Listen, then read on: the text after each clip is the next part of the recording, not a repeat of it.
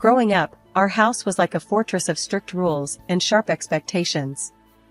I'm Emily, by the way. My dad, Richard, co-owned a big tech company and believed in running our family like a corporate boardroom. My mom, Helen, stayed at home, her life revolving around maintaining the perfect household and making sure me and my sister, Anna, stayed on track, her version of track. Anna, 3 years my senior, was the star child. She aced everything without even trying. Or so it seemed to me, always stumbling in her shadow. Our parents, especially Dad, made it clear they had high hopes for us.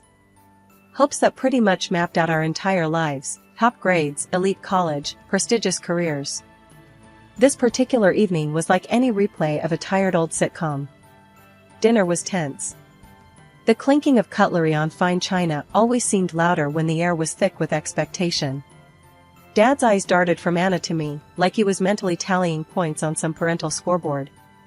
"So, Anna, your economics teacher called today. She's impressed with your latest project.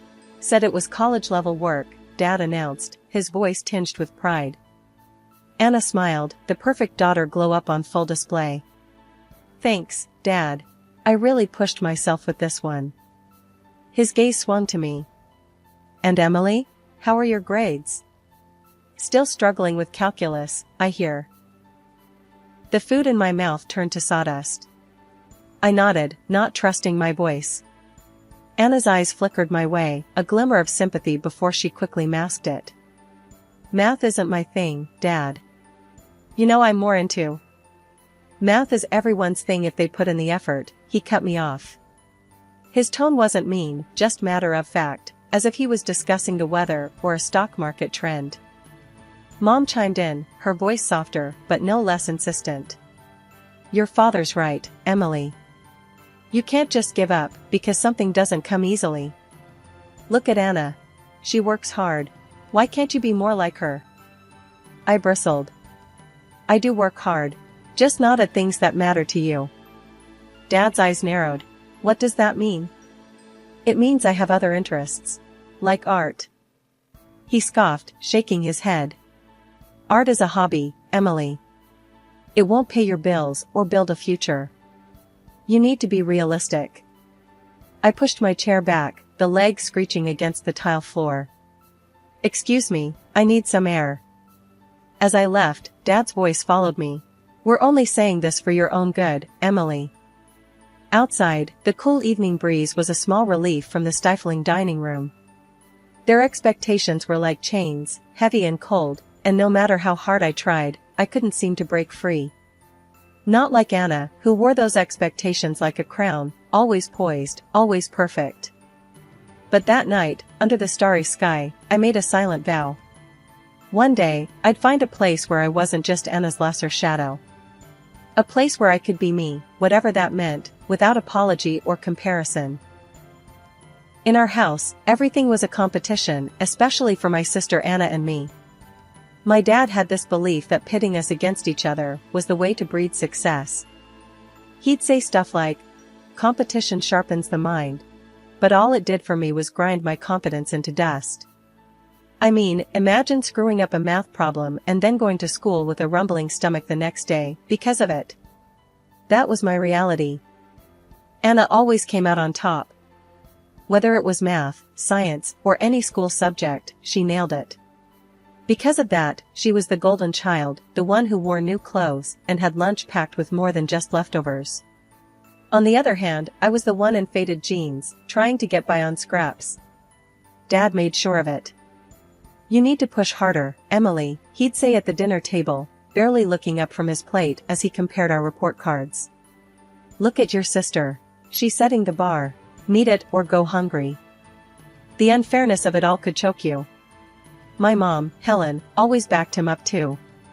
"Your father's right," she'd add, in that quiet voice of hers that somehow sliced deeper than any shout. "We only want what's best for you." But I had a different idea of what was best for me. My room was my refuge, a small space crammed with paints, brushes, and canvases. I wasn't any good with numbers or business strategies, but give me a brush, and I could make magic. One late afternoon, after another crushing round of comparisons where I came up lacking, I escaped to my room, slamming the door behind me. I needed to drown everything out, the disappointment in Dad's eyes, Mom's sighs, Anna's awkward attempts to make me feel better. Painting was my escape, my secret world. I was mixing some blues and greens, trying to capture the storm inside me on the canvas, when Anna knocked softly. "Emily, can I come in?" I didn't have it in me to send her away, so I just grunted. "Yeah, whatever." She stepped in, hovering by the door.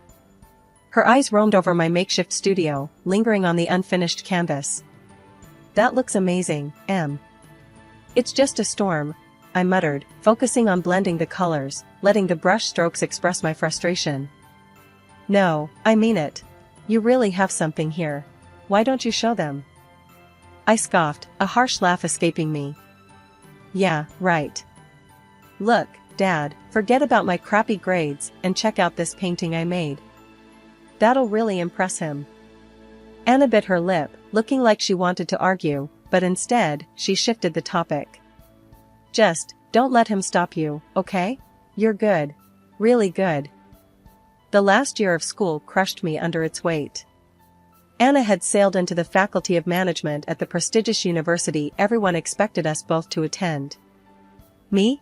I was barely scraping by, my heart not in the endless formulas and business strategies that piled up on my desk. The day the college acceptance letters were due, the atmosphere at home was electric with tension. I already knew what the letter would say, or rather, what it wouldn't. Dragging myself downstairs, I found both my parents in the living room, the dreaded letter lying like a verdict on the coffee table. Mom's face was stormy as she waved the letter at me. "Care to explain this?" I took a deep breath, bracing for the explosion. "I didn't get in." "And you're not even upset?"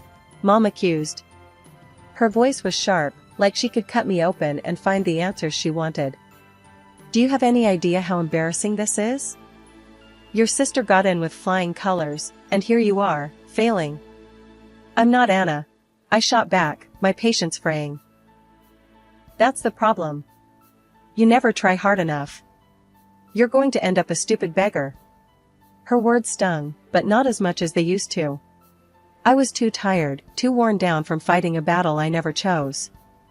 "I don't want to be a businesswoman," I said quietly, the truth finally spilling out. "I want to be an artist." The room went deadly quiet. Dad, who had been silently brooding by the window, turned sharply. His voice was cold and furious. "You want to what? Throw your life away?" "It's my life," I retorted, feeling a spark of defiance. "Not yours. I've never wanted this. I've never wanted any of this." "You ungrateful child," Dad hissed, his face red with anger. "If you think you can choose such a worthless path, you can get out. Get out and don't come back." His words hung heavy in the air. I looked from him to Mom, who was shaking her head, tears of frustration, or was it disappointment, in her eyes. "Fine," I said, my voice steadier than I felt. "I'll leave. I don't need this. I don't need any of you." As I stormed upstairs, my heart pounded so loudly I could barely hear my parents arguing in the background. I shoved my clothes, my sketchbooks, a few cherished art supplies into a bag. With each item, I felt a chain breaking, a piece of the old, suffocating life falling away. When I walked out the door, suitcase in hand, Dad's final words were a cold goodbye.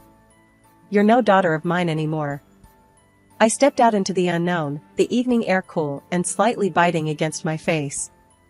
It was scary, and for a moment, I didn't know what to do or where to go. But as I walked down the street, the weight of years of expectations lifted off my shoulders, and I realized I was free. The only place I thought of going was Grandma's. She had always been the soft counter to Dad's strict rules, a quiet rebel who nurtured my love for painting, despite his disapproval. So, with my world turned upside down, I found myself dragging my suitcase up her garden path, the familiar scent of her rose bushes somehow reassuring. Knocking on her door, my heart was thumping wildly, half out of fear, half out of relief. When she opened the door and saw me standing there, her expression shifted from surprise to concern in a heartbeat. "Emily, what in the world?" She didn't finish her sentence, just pulled me into a warm hug that smelled like vanilla and fabric softener. I left home, Grandma. I managed to say, my voice muffled against her shoulder. Come in, she ushered, leading me into the cozy kitchen where a kettle was already whistling on the stove. Once we were seated at her table, a cup of tea in front of each of us, I told her everything. How Dad had disowned me, how Mom just stood there, how I couldn't bear to live under their roof a moment longer. Grandma listened, her eyes softening with each word I spoke. You did what you had to do, dear, she said once I'd finished. And you'll always have a home here with me. Relief washed over me, the tension I'd been carrying dissipating slightly. Thank you, Grandma. I don't know what I would do without you. She reached across the table, squeezing my hand. Now, tell me about your plans. I know you, Emily. You must have a plan. Taking a deep breath, I shared my secret hope with her. I applied to the Institute of Arts. On the internet, quietly. I didn't tell Mom and Dad. Grandma's face broke into a wide smile. That's wonderful. Following your heart, that's my girl. The conversation shifted to lighter topics for a while, allowing me to breathe easier and feel momentarily carefree.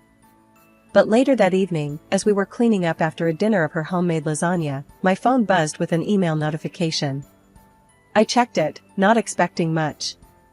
It's from the Institute of Arts, I said, a knot forming in my stomach. Grandma dried her hands quickly and came over to stand beside me. Well, open it, dear, she urged, her voice tinged with excitement. With a shaky hand, I tapped on the screen and read the contents of the email, my eyes widening with each word. I got in, Grandma. I got in, and they're offering me a scholarship. Full tuition covered. Oh, Emily! Grandma exclaimed, her eyes brimming with tears as she pulled me into another hug. I knew it. I always knew you had something special. This is just the beginning for you. We spent the rest of the evening talking about the future, about art and dreams, and making a new life. It felt like for the first time in a long time, I was exactly where I was supposed to be. Grandma's faith in me bolstered my own, and I felt ready to take on this new challenge. A few days later, Grandma accompanied me to the institute to finalize my registration. Walking through the halls filled with vibrant art and buzzing with creative energy, I felt a sense of belonging that had eluded me for years. You're going to do great things, my dear, Grandma whispered as we left the administration office, my enrollment confirmed. Living on campus was a world away from everything I'd known. For the first time, I was not just studying what I loved, I was immersed in it. The transition wasn't easy, though. Drawing had been something I sneaked around doing back home because my parents had made it clear they didn't see a future in it for me. But here, at the Institute of Arts, it was my life. My first year was tough.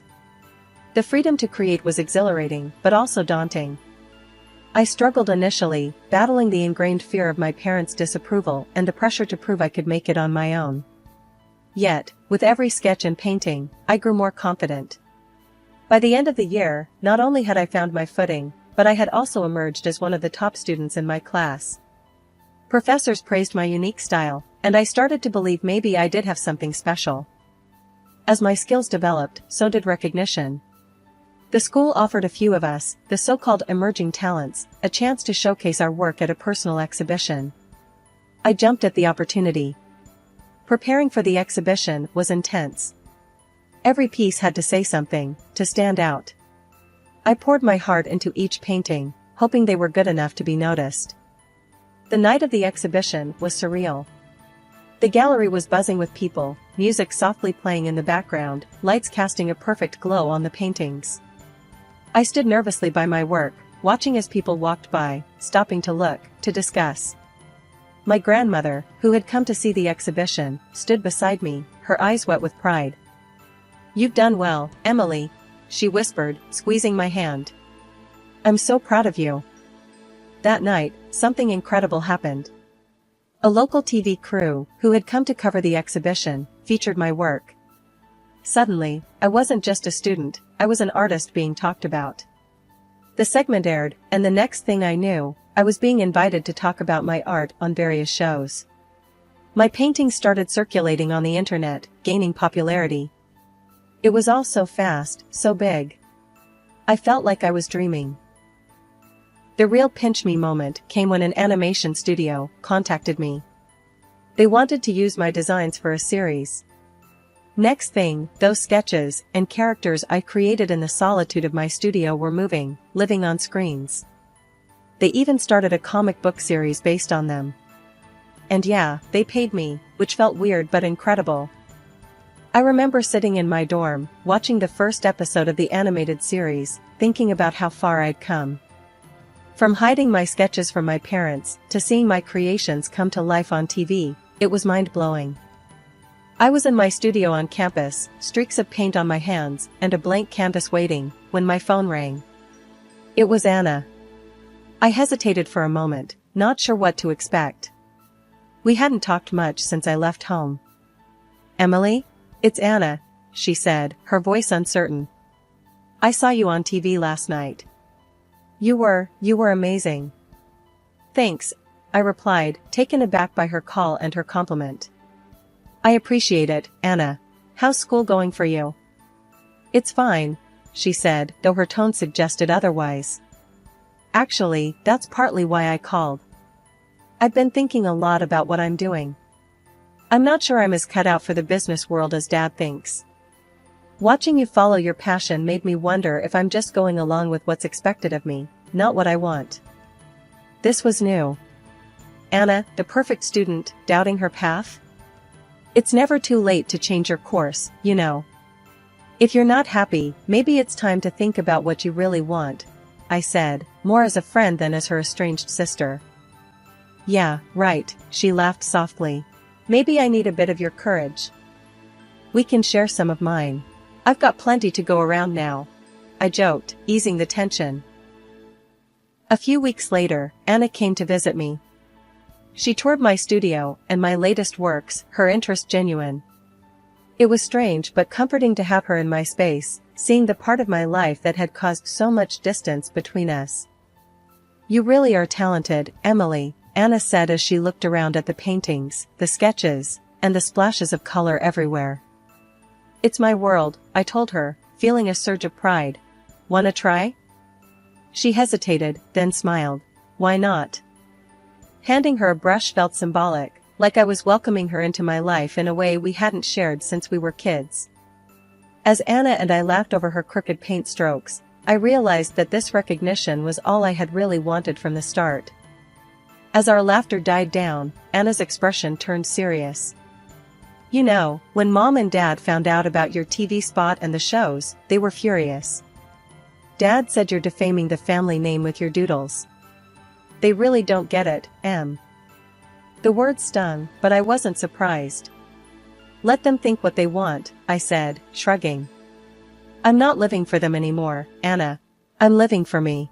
And for the art." "Yeah," Anna nodded, looking around at all the colors and shapes that filled my world now. "You've built something beautiful here, Em. Don't ever let them tell you otherwise." Hearing that from Anna, knowing that she saw the value in what I was doing despite our parents' disapproval, meant everything.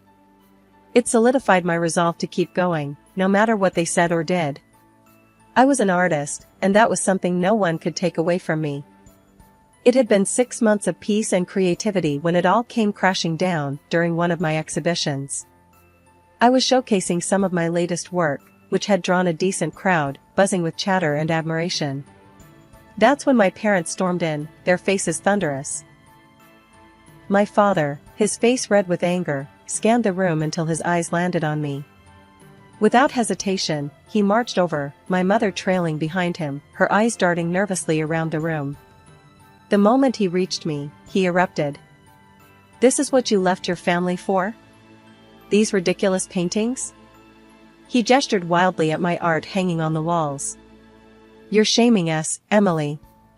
You think this is a real job? Artists are just drug addicts pretending to be profound." I was stunned, words failing me as his voice echoed off the gallery walls. Before I could gather my thoughts, he lunged at one of my paintings, his hands clawing at the canvas. I gasped, stepping forward, but the gallery organizer was quicker. He called security immediately. "Sir, you need to leave. Now," the organizer demanded, as two guards quickly intervened, pulling my father away from the damaged artwork.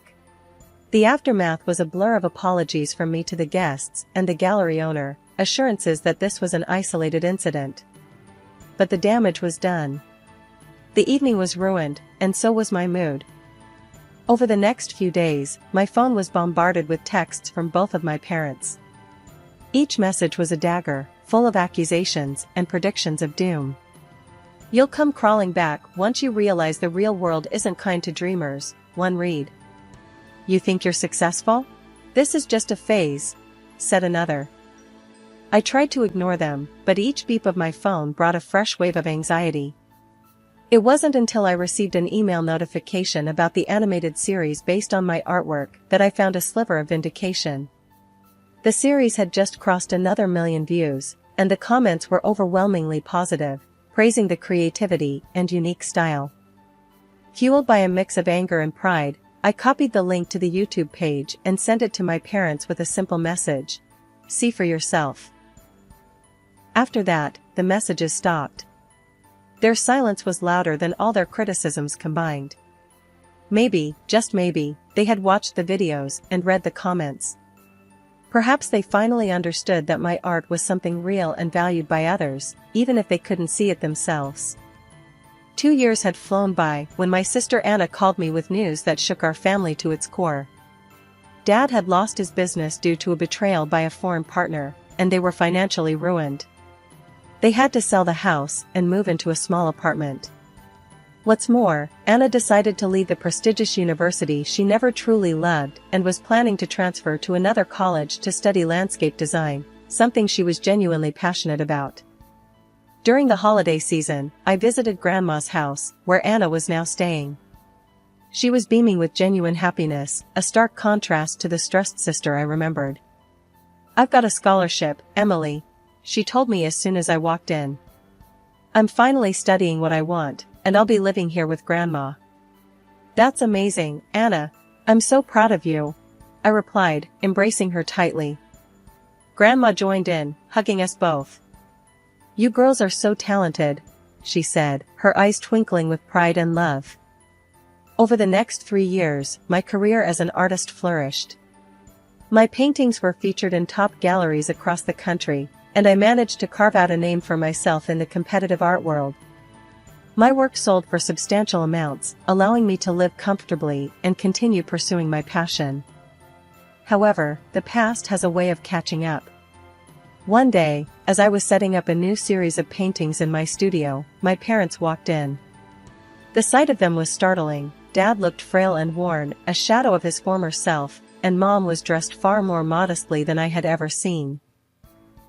"Emily, we need to talk," Dad began, his voice weak but urgent. I nodded, leading them to a small sitting area in the corner of my studio. "What's going on?" I asked, although the tight knot in my stomach already had an inkling. "We're in a bad place, Emily," Mom started, her voice trembling. "We've lost everything, and we need your help."